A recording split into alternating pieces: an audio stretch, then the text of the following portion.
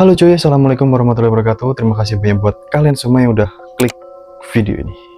Oke, jadi di sini aku mau ajak kalian semua bahas kisah pilu yang menimpa seorang gadis remaja yang masih belia, yang berasal dari Lampung Timur, yang harus berakhir tragis di tangan seorang pria yang sebagai kekasihnya sendiri. Nah, makanya nih ya, kasus kayak gini harus banget aku ceritain di sini supaya kedepannya kasus kayak gini bisa kita jadikan pembelajaran, khususnya untuk adik-adik perempuan yang masih muda, agar bisa lebih bijak lagi dalam menjalin sebuah hubungan dengan seorang pria. Agar kejadian kayak gini nggak keulang lagi di kemudian hari. Nah, di sini aku dapat beritanya ini ya dari beberapa media sosial yang aku baca, terus aku rangkum dan aku buat jadi alur cerita. Oke lah, gimana cerita dan kasusnya? Langsung aja aku bahas sebisa dan sedetail yang aku tahu. Tapi sebelum kita mulai ceritanya, kalian bisa siapkan cemilan dan minuman favorit kalian. Siapkan juga posisi terbaik menurut kalian gimana. Jadi kalau semuanya udah siap, langsung kita bahas.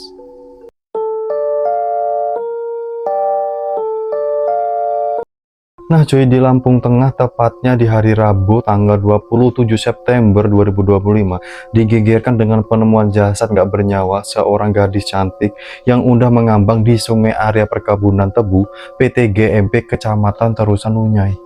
Penemuan jasad wanita ini sesuai dengan keterangan yang diberikan oleh seorang pria yang berusia 42 tahun yang masih dalam perawatan di rumah sakit akibat sebelumnya yang nekat meneguk racun tikus di rumahnya. Yang mana pria ini mengaku kalau dia yang udah ngehabisin nyawa seorang gadis muda, terus ngebuang jasadnya ini di kebun tebu PT GMP. Nah, siapa gadis muda yang menjadi korban di kasus ini, dan apa motif pelaku ini yang dengan tega menghabisi nyawa seorang gadis yang masih sangat belia? Nah, langsung aja sekarang kita bahas dulu untuk latar belakang korban dan juga pelaku di kasus ini.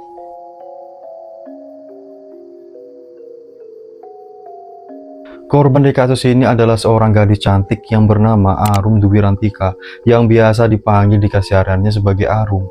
Arum adalah seorang gadis cantik yang masih berusia 15 tahun, yang masih bersekolah di SMK Muhammadiyah Seputih Raman di Lampung Tengah. Arum sendiri adalah warga dari Kampung Kedaton Buring, Kecamatan Batanghari, Lampung Timur. Di sisi lain, Arum ini adalah sosok gadis yang aktif karena dia ini yang mengikuti salah satu bela diri di sana dan juga hobinya yang suka bermain bola voli di daerah sekitar rumahnya. Nah, karena dengan Arum yang aktif di beberapa tempat, ditambah dengan wajahnya yang cantik, di saat itu banyak teman atau bahkan remaja pria di sana yang suka dan tertarik sama Arum di saat itu. Terus di saat itu ternyata Arum ini yang udah punya seorang teman dekat atau pacar seorang pria. Tapi di saat itu Arum ini yang menjaga dan merahasiakan hubungannya ini sama orang lain, bahkan keluarganya. Di saat itu nggak tahu kalau Arum ini yang udah ngejalin sebuah hubungan dengan seorang pria. Nah, pria di sini adalah Suryadi yang berusia 42 tahun yang menjadi pelaku di kasus ini. Suryadi di saat itu yang posisinya udah punya istri dan juga anak, di saat itu tertarik dengan kecantikan dan pribadi dari Arum. Nah, awal pertemuan mereka ini pada 1 tahun yang lalu di tahun 2024. Di saat itu di tahun 2024, Arum ini yang masih duduk di bangku SMP dan Suryadi ini yang masuk di masa puber keduanya. Lantas dia ini tertarik sama kecantikan Arum. Di saat itu Suryadi yang kalap ini langsung mengajak Arum untuk berkenalan dan menjalin sebuah hubungan terlarang di belakang istri Suryadi. Terus singkat cerita, setelah berkenalan dan seiring berjalannya waktu, mereka ini jadi semakin dekat dan akhirnya komitmen untuk menjalin sebuah hubungan terlarang. Di sini jauhnya usia mereka kayaknya bukan jadi penghalang buat Arum karena jarak usia mereka yaitu 27 tahun. Sampai-sampai di saat itu Suryadi ini benar-benar nutupin hubungannya sama Arum dari istri dan juga anaknya. Kalaupun ada orang lain yang tahu, itu cuma teman dekat dari Arum. Terus singkat cerita, pada bulan September 2025, hubungan terlarang mereka yang udah berjalan 1 tahun, tepat di hari Minggu tanggal 14 September 2025. Di saat itu Arum ini mengirim pesan ke Suryadi, meminta buat dia ini untuk dijemput. Di saat itu sambil menunggu balasan Suryadi, Arum ini juga ngirim pesan ke keluarganya, minta izin kalau dia ini yang mau keluar rumah ketemu temannya yang berada di Kota Gajah, tepatnya di Lampung Tengah. Di saat itu keluarga Arum yang gak curiga lalu memberikan izin ke Arum, yang lalu di sekitar jam 4 sore Arum ini dijemput sama Suryadi di gang dekat rumahnya yang di saat itu posisinya keluarga Arum ini yang nggak ngelihat kalau dia ini yang dijemput sama Suryadi yang jadi pelaku penghabisan nyawa di kasus ini. Singkat cerita, di hari Minggu itu sampai larut malam, Arum ini yang belum juga pulang ke rumahnya. Di saat itu keluarganya yang mulai panik, dan di sisi lain mereka ini yang nggak bisa ngehubungin handphone milik Arum, sampai akhirnya di keesokan harinya di tanggal 15 September 2025. Arum ini belum ada kabar dan handphonenya ini yang masih belum bisa dihubungin. Keluarganya yang udah makin panik, akhirnya mendatangi Polres Lampung Timur guna ngebuat laporan orang hilang. Di saat itu laporan ini berjalan dengan cepat dan langsung diproses oleh pihak kepolisian dengan menyebarkan ke seluruh personilnya di bagian Polres dan Polsek Lampung Timur. Terus singkat cerita 2 hari kemudian, tepat di hari Rabu tanggal 17 September 2025, ada seorang bapak-bapak yang ternyata adalah seorang kepala desa Lampung Tengah yang mendatangi Polres Lampung Tengah dan ngebuat laporan kalau adanya tindak penghabisan nyawa yang ada di sekitar kampungnya yang berada di sebuah sungai di area Kebun Tebu, PT GMP, Kecamatan Nunyai, Lampung Tengah. Terus pihak kepolisian yang mendapat laporan di saat itu segera bergerak ke arah lokasi yang udah disebutkan oleh pihak kepala desa tadi. Dan sesampainya di sana dan dengan dibantu oleh warga sekitar, benar aja mereka ini nemuin sesosok tubuh mengambang di sungai dengan keadaan masih memakai baju kemeja abu-abu dan hitam, serta celana jeans warna biru dan juga berambut panjang yang ternyata adalah seorang gadis muda. Dan di saat itu polisi ini langsung ngelakuin evakuasi tubuh dari Arum ini yang akhirnya dibawa ke RSUD Demang Sepulau Raya, Lampung Tengah untuk kemudian dibawa ke Rumah Sakit Bayangkara Polri guna dilakukannya proses identifikasi visum serta autopsi lebih lanjut. Di sisi lain, Polres Lampung Tengah saat itu ngelakuin koordinasi dengan Polres Lampung Timur terkait dengan adanya laporan orang hilang 2 hari yang lalu. Dan setelah dilakukan pencocokan beberapa data, akhirnya bisa dipastikan kalau sosok jasad itu adalah Arum Dwi Antika yang udah 3 hari ini dilaporkan hilang oleh pihak keluarganya.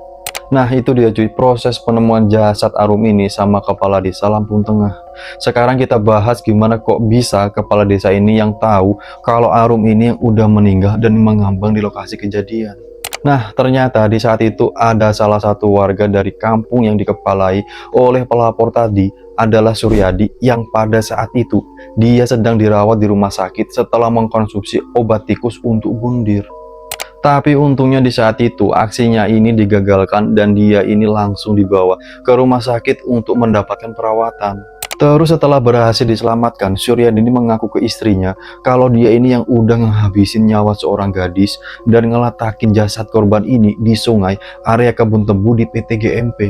Nah, terus dari semua pengakuan Suryadi ini yang ngebuat istrinya serta kepala kampung di saat itu kaget dan langsung ngelaporin kasus ini ke pihak kepolisian.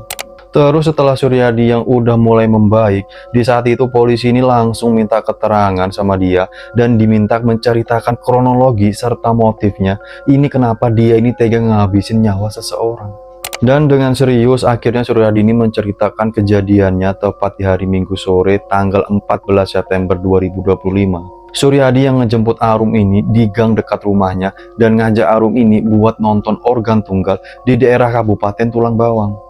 Terus singkat cerita mereka di saat itu nonton sampai akhirnya baru ninggalin acaranya di sekitar jam 3 dini hari yang udah masuk dalam hari Senin tanggal 15 September 2025. Akhirnya mereka ini mutusin buat pulang sampai akhirnya mereka berhenti di area Kebun Tebu PT GMP dan mutusin buat ngobrol sebentar di sana. Dengan keadaan yang udah sangat sepi dan di saat itu di tengah obrolan mereka, Arum ini tiba-tiba ngomong sesuatu yang ngebuat Suryadi ini terkejut. Ternyata di saat itu Arum ini minta dibelikan sebuah handphone iPhone seharga 8 juta ke Suryadi. Terus di saat itu Suryadi yang kaget sama harganya, di saat itu langsung menolak ngebeliin HP-nya. Tapi di saat itu Suryadi ini justru kasih uang ke Arum sekitar 3 juta rupiah. Dan saat itu juga Arum ini langsung kesal karena permintaannya ini nggak dituruti sama Suryadi. Terus di saat itu Arum ini langsung marah ke Suryadi dan dengan refleks memukul Suryadi ini berulang kali. Karena emang Arum ini yang punya basic bela diri, akhirnya pukulan Arum ini sempat mengenai tubuh Suryadi dengan telak sampai membuat Suryadi ini oleng dan terjatuh. Nah, di saat itu Suryadi yang nggak terima kalau dia yang diperlakukan kayak gitu, akhirnya dia ini ngebalas. Di saat itu Suryadi yang udah sangat emosi, akhirnya dia ini kalap terus ambil sebuah kayu yang ada di sekitarnya. Lalu dengan tega mengarahkan kayu itu ke wajah dan juga kepala Arum dengan sekuat tenaga, sampai akhirnya Arum ini saat itu jatuh dan gak sadarkan diri. Terus setelah sadar, Suryadi ini lalu memeriksa keadaan Arum, yang ternyata di saat itu Arum ini yang udah nggak bernafas lagi. Suryadi yang panik di saat itu lalu nyembunyiin tubuhnya Arum ini gitu aja di sungai dangkal di dekat lokasi kejadian. Karena pikir Suryadi tempat itu yang sepi dan terlebih lagi jarang dilewati sama orang sekitar.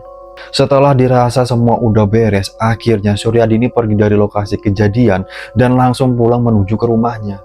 Di saat itu Suryadi yang udah sampai di rumah, dia ini nggak tenang, gelisah, sampai depresi. Dia ini takut dan ngebayangin hukuman apa yang dia terima kalau aksinya ini ketahuan sama pihak kepolisian. Sampai akhirnya dia ini yang udah depresi, nekat mengkonsumsi obat tikus buat ngabisin nyawanya sendiri. Tapi untungnya di saat itu, Suryadi ini bisa diselamatkan dan akhirnya dia ini ngebuat pengakuan yang ngebuat istrinya ini terkejut kalau dia ini yang udah ngabisin nyawa seseorang sehari sebelumnya. Sampai akhirnya Suryadi ini dimintai keterangan sama pihak kepolisian dan setelah stabil keadaannya akan dibawa ke kantor polisi untuk diperiksa lebih dalam oleh pihak kepolisian. Terus untuk Suryadi ini akhirnya dijerat dengan pasal 338 KUHP tentang penghabisan nyawa dengan ancaman maksimal hukuman 15 tahun penjara serta pasal 351 ayat 3 mengenai penganiayaan yang menyebabkan seseorang kehilangan nyawa dengan ancaman hukuman 7 tahun penjara. Selain itu, pihak kepolisian di saat itu juga menduga kalau pelaku dan korban ini sebelumnya yang udah mengkonsumsi obat-obatan terlarang, sampai akhirnya keduanya ini yang nggak bisa lagi nahan emosi dan lalu terjadi peristiwa yang naas ini. Tapi ini masih sebatas dugaan dan belum dipastikan oleh pihak kepolisian. Terus di sisi lain pihak keluarga Arum ini meminta ke pihak kepolisian agar bisa menjatuhi hukuman yang seberat-beratnya ke Suryadi yang telah ngabisin Arum yang masih sangat belia. Nah itu dia cuy cerita kita di video kali ini. Kita semua doakan agar almarhum dari Arum ini bisa diterima semua amal baiknya dan juga ditempatkan di surga oleh Allah Subhanahu wa Ta'ala. Amin amin ya robbal alamin. Dan juga semoga dari kisah ini bisa kita jadikan pembelajaran untuk kita semua, khususnya untuk adik-adik perempuan yang masih sekolah. Jangan sampai terpecah sama sekolahnya dan tetap fokus untuk sekolah, dan selalu nurut sama apa yang dikatakan sama orang tua. Agar kejadian kayak gini, amit-amit, jangan sampai terulang lagi di kemudian hari. Terus juga semoga keluarga korban ini, terutama kedua orang tuanya, ini bisa diberi ketabahan dan juga senantiasa diberi kekuatan buat ngadepin ujian yang berat kayak gini. Nah cuy, kalau kalian suka kisah kayak gini, kalian bisa tekan tombol like, komen di bawah, dan jangan lupa juga subscribe channel ini, biar aku tambah semangat lagi buat video-video edukasi untuk kita semua. Dan aku ucapin terima kasih banyak buat teman-teman semua yang udah subscribe channel ini. Semoga kita semua diberikan kelancaran rezeki oleh Allah Subhanahu wa Ta'ala. Amin amin ya robbal alamin. Oke, akhir kata dari aku, sampai jumpa lagi di video selanjutnya.